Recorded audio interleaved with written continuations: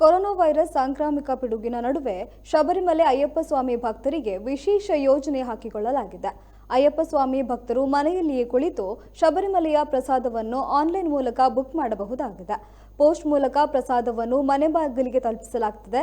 ಭಕ್ತರಿಗಾಗಿ ಅಂಚೆ ಇಲಾಖೆಯು home delivery ಸ್ಕೀಮ್ಗೆ ಚಾಲನೆ ನೀಡಿದ್ದು, ಅರವನ, ತುಪ್ಪ, ಚಂದನ, ವಿಭೂತಿ, ಕುಂಕುಮ ಮತ್ತು ಅರಿಶಿನವನ್ನು ಒಳಗೊಂಡ ಪ್ರಸಾದದ ಕಿಟ್ ಅನ್ನು ಸಿದ್ಧಪಡಿಸಲಾಗಿದೆ. ಆರ್ಡರ್ ಮಾಡುವ ಭಕ್ತರ ಮನೆಗೆ ಸ್ಪೀಡ್ ಪೋಸ್ಟ್ ಮೂಲಕ ಪ್ರಸಾದದ ಕಿಟ್ ತಲುಪಿಸಲಾಗುತ್ತದೆ.